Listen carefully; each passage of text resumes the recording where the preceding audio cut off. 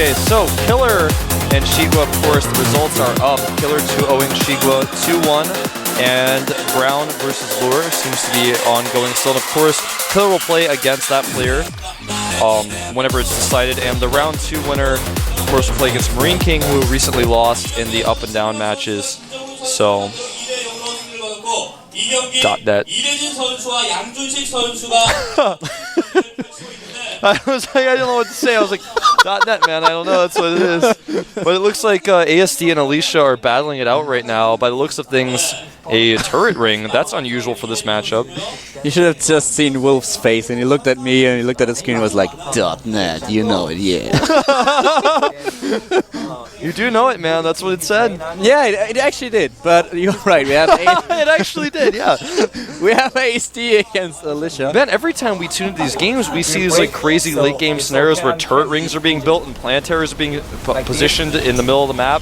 And like last time you and I saw all the spine crawlers going up and that other game, it looks like he really wants to conceal this area, or not conceal, contain this area using the planetary there. I can't tell quite yet who's really ahead since we just tuned in. It looks like ASD probably has the same amount of upgrades. I'd like to see the production tab. We see an island being taken. That is unusual. This is going to be the first time I think I've ever seen an island being taken since Lost Temple. Yeah, that doesn't happen all too often on this map, especially because you also have those creep tumors that you have to kill first. So he's just sending a bunch. He's going to have to like scan and kill it with the SCVs. I think he already took it down. The tumor that is. He already sent one. Yeah, he already sent a dropship over. Okay, cool. Wrong place. And we marked that GSL.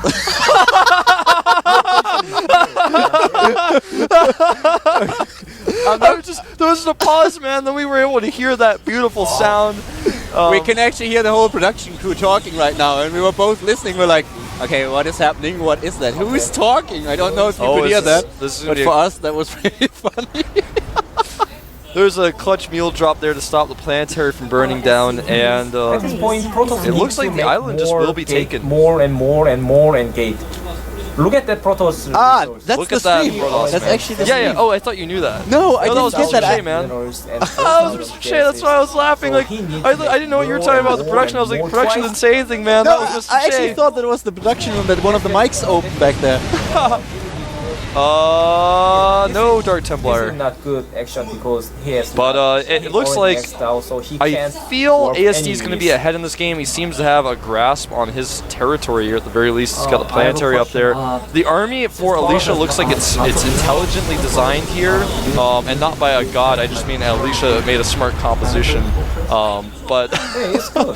Because but this drop here is actually so he made some not very effective. I don't know what's happening, man. We've got a crazy game on our hands. Yeah, we definitely do. And this is exactly what Metropolis was designed to provide. Crazy games, late games, and that is definitely one of them. We have a lot of ghosts for ASD already, so this is kind of interesting though. With the Warp Gate technology, I feel like the Protoss player is a little bit ahead. We can now, with all those resources that we have right now, and especially the Protoss player being on 7,000 if I'm not mistaken, then he can warp in so many units if he just Oh, that goes was a on clutch gates. EMP. Yeah, that was beautiful.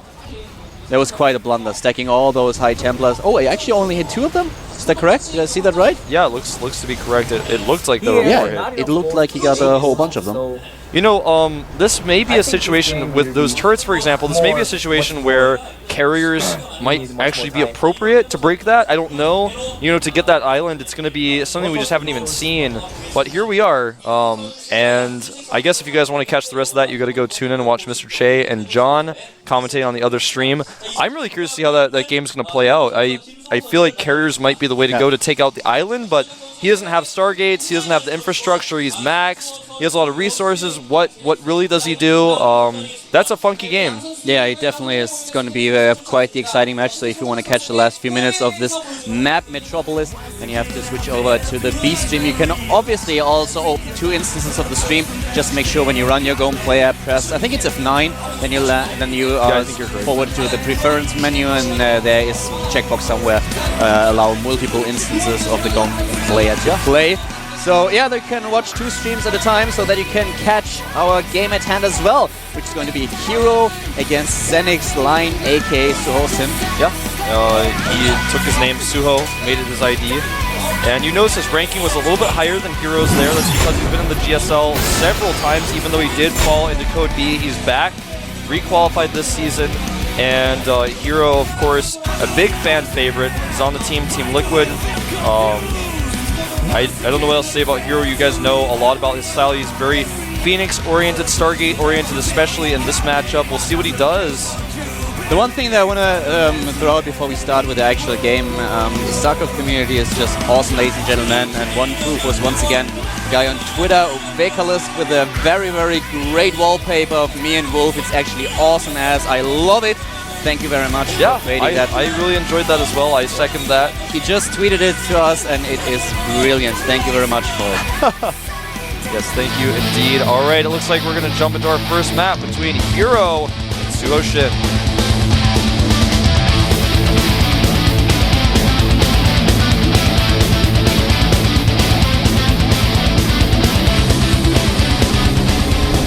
Protoss versus Zerg, ladies and gentlemen. The first map is Antigua Shipyard. To the right side of the map, we have the player from Team Liquid. It is in the red colors, none other than Liquid Hero. It's definitely the case. Very good PvZ player, 65% win ratio, 82 wins and 44 losses. But his opponent to the left of the map, the Xenix player, in the blue color, starting as a Zerg, is Tenex SuHoSin. For a second I was like, well, that's not really him, that's just I'm like, Cliff. line up sight blocker. But That would be cool. we're gonna see a 13 pool go down here, and something I wanted to note, by the way, is our sponsor, Hot 6. Now, when I came to Korea, I once tried a Hot 6, and you know, I thought it was good, but I kind of forgot about the drink. I don't normally drink energy drinks, but recently I've given Hot 6 a new shot. You know, I actually started drinking Hot 6 again because, of course, it's sponsored the GSL, and I found that actually it's so good, but not only that, it's so effective. Every time when I'm tired and I drink Hot 6, I feel so much better. It's crazy, man. It's like actually effective as an energy drink. It's just this new thing that I explored, but I was like, nah, I don't need those energy drinks. The people who drink those, like, they didn't sleep well last night. They were playing so much StarCraft up late. Who does that? But you know, I've been getting into it. It's actually quite good. I actually have to give it another try. I know that the guys at the GOM house drink it all the time, but I'm usually not a big fan of energy drinks because they don't really affect me. So they don't really wake me up. But after what you said, I'll definitely give it a go. Well, we have Hero now with the Nexus after his Forge. Yeah, pretty standard. I don't think he'll make 2 cannons now. Of course, he did scout very normal pool timing. And one interesting thing to note, ladies and gentlemen, we have Line, who is not the best player against Protoss. He has a win ratio of 53%, and he lost his last 3 games against Protoss. He lost against Wines, he lost against Yonghwa, and he lost against Tassada. But the interesting thing to note is his last win against Protoss was actually against Hero at the WCG. So he was the last Protoss player that he was able to beat. And is that a bad omen? It was the last one, man. He like never played any process on the ladder or like in competitive games.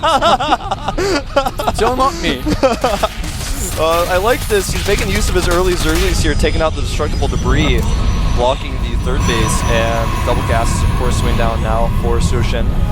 I think we're going to see a fast third. The probe was there to block, but it's now been chased away by a Zergling, as no gases have been taken, and this has become really the standard for ZVP right now on these GSL maps, is to just get the fast third.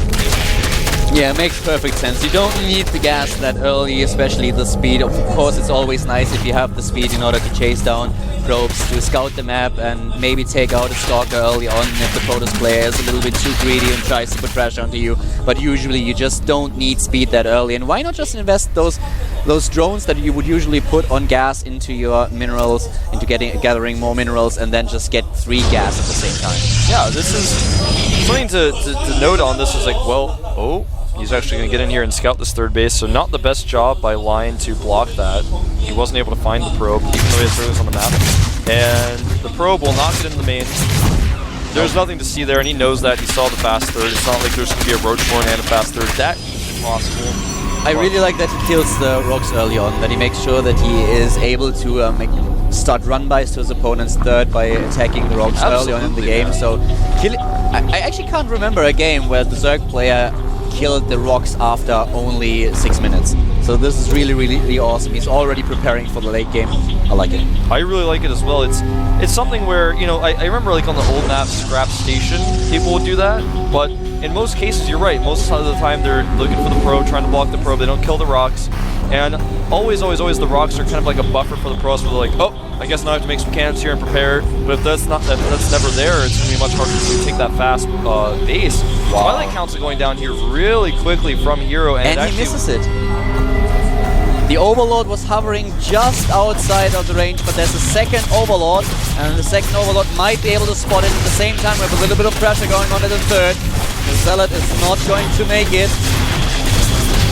But, well, there's the Overlord, so he spots the Twilight Council. After all, there was no Stalker, no Sentry in the main base of Hero in order to take it down, so he's aware of the threat. I think we're going to see Blink as 4 more gateways are being added now in the main base. And this pressure continues. Without Certainty, it's hard to deal with this, but he made, quite frankly, just enough units to hold it, so it's going to be fine. And the lair is already a third of the way done here. The Twilight Council still not spinning. There it is. Blink being researched. So we're going to see a 7 gateway Blink timing attack with no observer and with +1.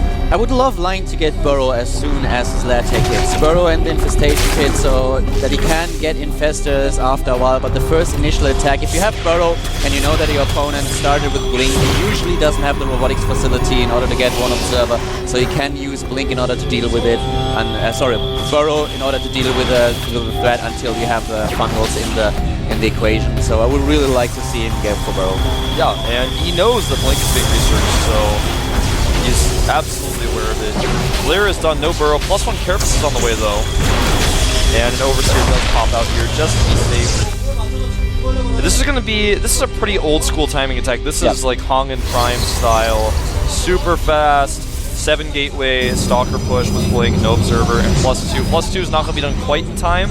He didn't start it immediately when his +1 finished, so it's just going to be a +1 attack. The +2 will finish sometime during the battle. And this Overlord will be taken out. I like this pylon positioning here. It means that he can warp in units close by, but at the same time, it cannot be surrounded by Zerglings easily. There's Burrow and the Infestation Pit, maybe a little bit too late, both of them. They have a small attack, he needs to retreat though. The Infestation Pit will take quite a while before it finishes. Burrow will not be finished in the first fight. He started it too late. The rocks get taken down, the Overlord is already dead. And we're going to see the attack now. Some Zealots being warped in here to help out. He doesn't want to blink onto the high ground because that'll just buy Line precious time here. The rock's almost destroyed. One tumor does get taken out. He's going to go up here, and there's actually no spines in place, and there's not a lot of units out here for SuHoSin.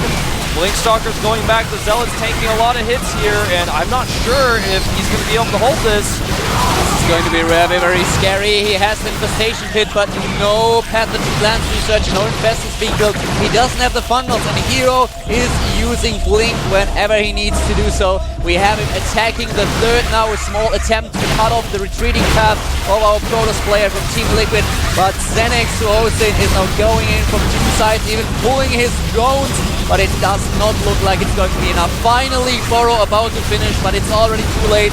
Most of the roaches are dead. SuHoSin is dropping in supply. Xenex Line is on the verge of losing his third base. I think so, man. He's actually just killing units rather than the hatchery at any chance he gets. I really like that. Hatchery does fall now. The Zealots are going to surround it.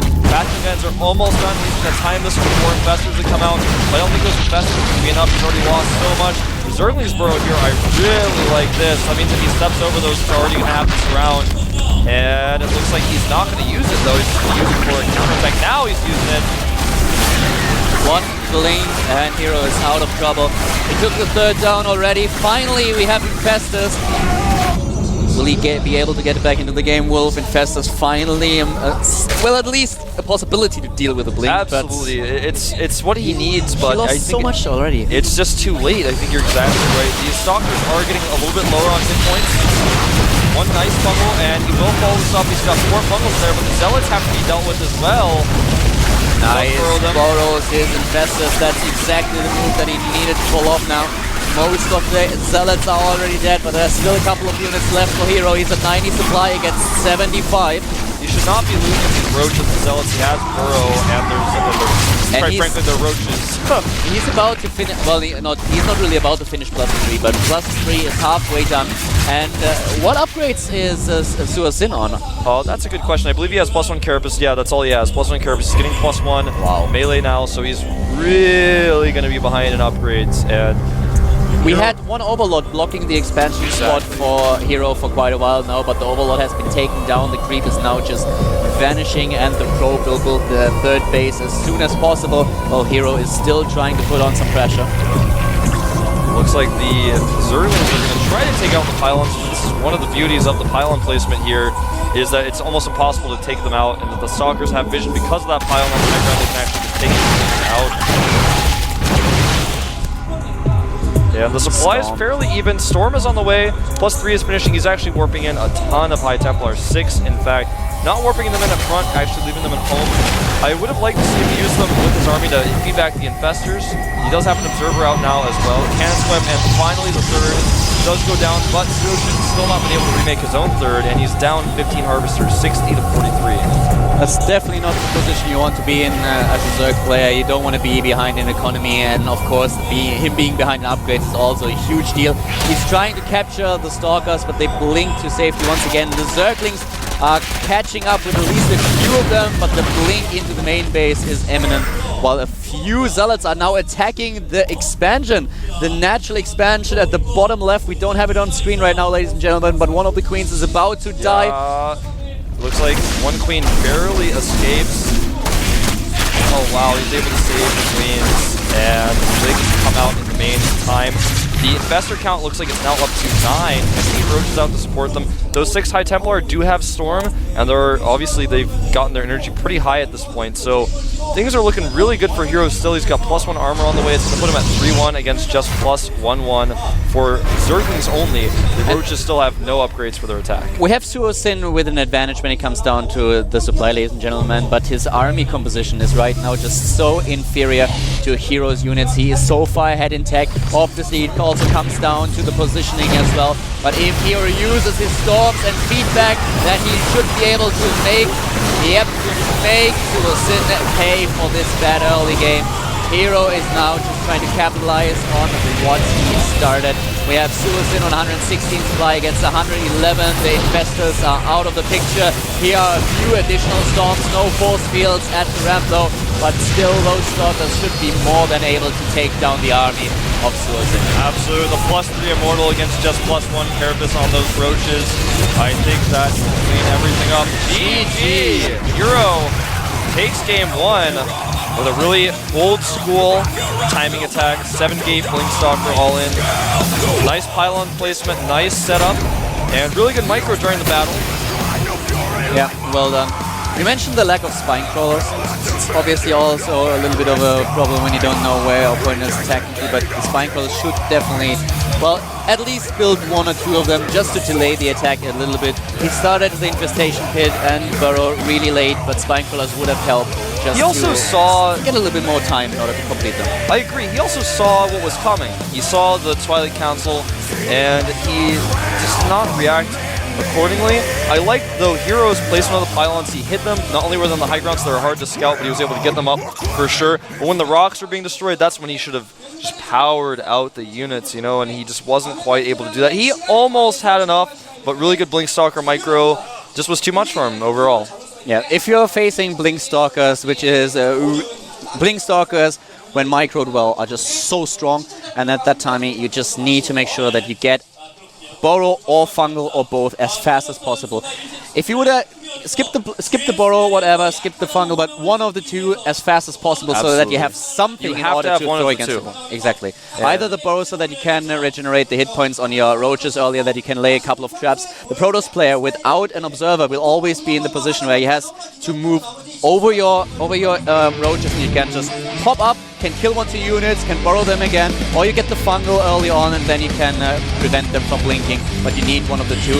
Very true, and you know, he even after he had Burrow, he lost tons of Roaches unnecessarily in his natural, and just not use Burrow as well as he should have. Used it creatively with the Zerglings, I like that, but he could have done a lot more with it. Looks like our next map is going to be Entombed Valley, another map Zergs have not been happy with in general, so it's going to be a pretty tough game for SuHoSin. And we have Hero up 1-0, ladies and gentlemen. We are heading into the match right now. This is the GSL Code A with Calder and Wolf. We are going to see another match between Hero and SuHoSin in just a few seconds.